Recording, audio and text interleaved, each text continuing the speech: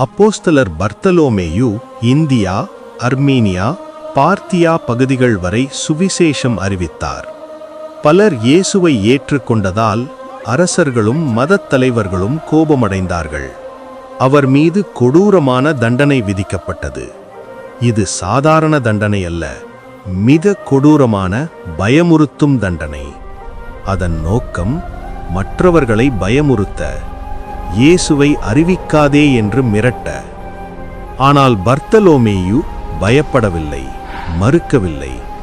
அவன் உயிரோடு இருக்கும்போதே உடலில் இருக்கும் தோல் உரிக்கப்பட்டு பின்னர் அவரோடு தலை வெட்டப்பட்டார்.